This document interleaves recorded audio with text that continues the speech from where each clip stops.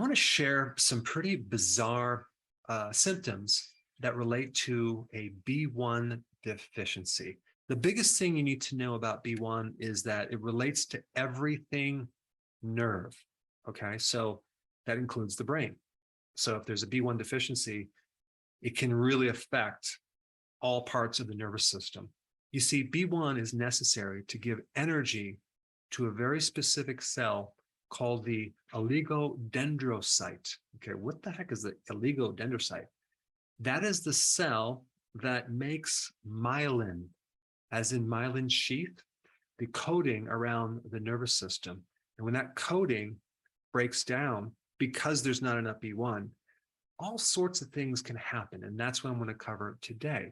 Now, how do you become deficient in B1? Well, by consuming refined sugars, refined carbohydrates, as in the bread, the pasta, cereal, crackers, biscuits, waffles, anything with refined grains. This is why they enrich grains with synthetic vitamins and minerals, because it's depleted with certain nutrients. And then when you consume it, it can deplete you of these nutrients. All right, another common thing that will deplete you of B1 is tea.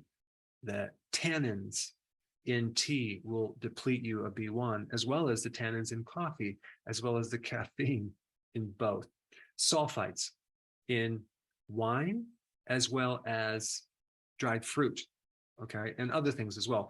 Alcohol, which is also in the wine, raw fish, metformin, chlorine, as in tap water, will do it.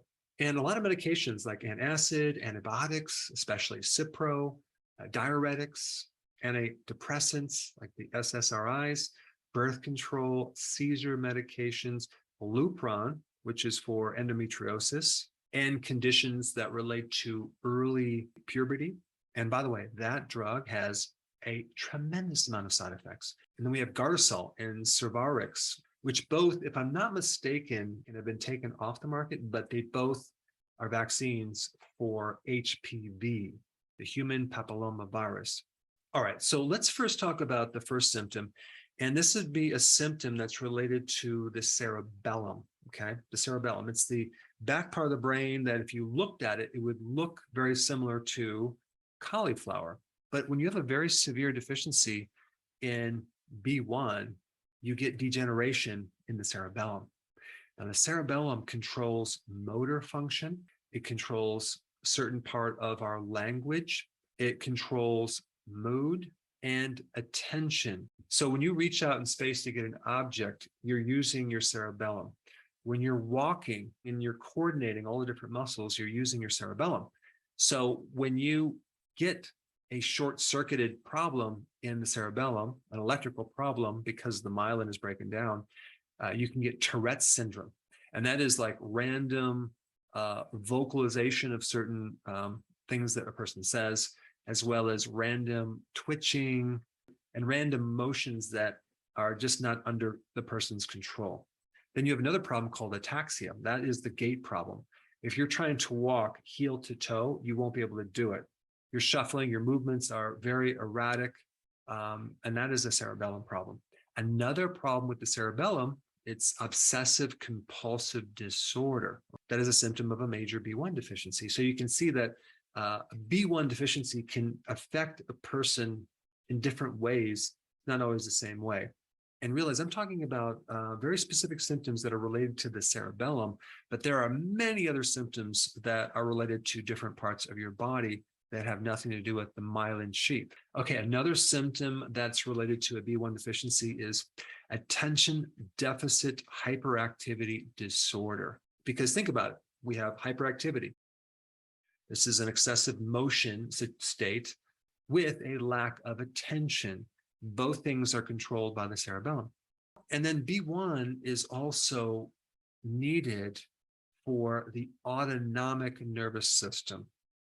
Because remember, I talked about B1 is everything neurological, right? The autonomic nervous system is composed of three different areas: the sympathetic nervous system, the parasympathetic, which is rest and digest, versus the sympathetic, which is flight or fight, and then the enteric nervous system, which is everything to do with digestion. So with this system being dysfunctional, you can get what's called POTS.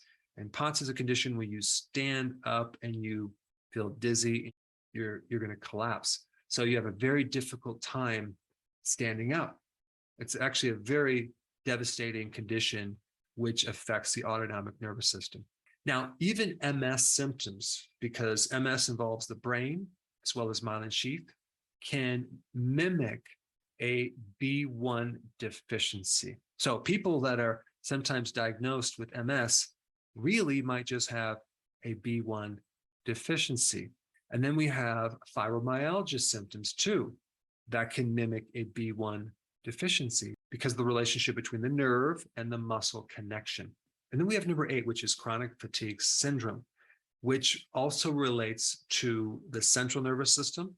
The nervous system powers the energy through the body. And so if we're deficient in that electrical power, we're just going to be exhausted all the time. And then we have another part of the nervous system called the peripheral nervous system, okay? And a common symptom with that is called peripheral neuropathy. Now, that is usually a situation where you see in diabetics where the bottom of your feet become painful, burning, numb, achy, that can then also occur in your hands, okay? Because the nervous system, especially myelin, is destroyed directly with sugar as well. So this is why you see this symptom in diabetes, but you can also have peripheral neuropathy with a B1 deficiency that's created another way. But also high levels of sugar will create a B1 deficiency and also create peripheral neuropathy. Now, sciatic nerve is insulated with myelin. So some people that are diagnosed with sciatica really have a B1 deficiency that is acting like sciatica. So what is the solution to all this? Well, I already mentioned all the things that can cause a B1 deficiency. So you're going to have to figure out which one is causing yours. But the other thing is just to take some B1. Make sure it's a natural version, not the synthetic version. A good source of natural B1 also is nutritional yeast. It's not the only source, but it's a good source, but make sure you get the unfortified version.